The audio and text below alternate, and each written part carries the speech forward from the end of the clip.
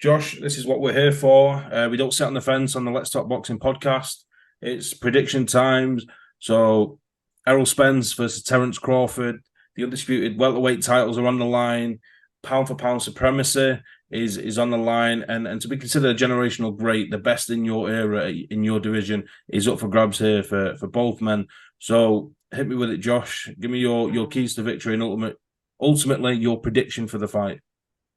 Right, with the prediction, do I need to give an exact round or just how I think it's going to go? And then, How confident are you feeling? it's one of those fights. It's one of those fights where you never like.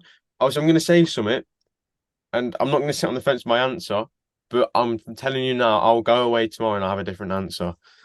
If I was to sit here now, I would say Terence Crawford, just based on the fact of activity. I know he's not been very active this year.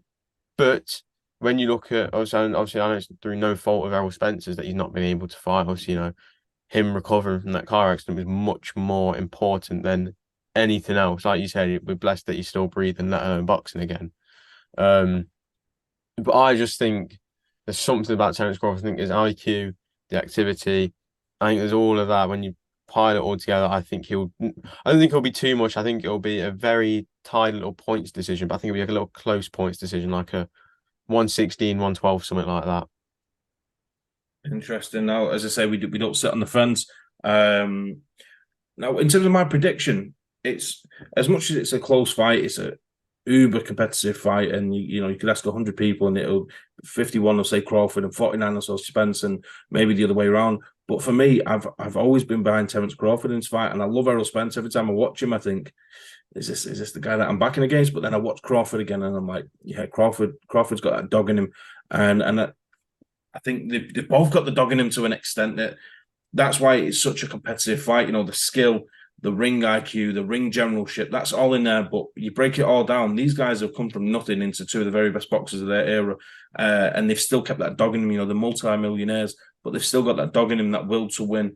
And for me, gun to my head, it's Terence Crawford, and it always has been. And I'd be even as confident as to say that I think Terence Crawford will stop Errol Spence. I think it'll be cagey, tactical. Both men, they've had big fights, but this is by far and away the biggest fight of their careers.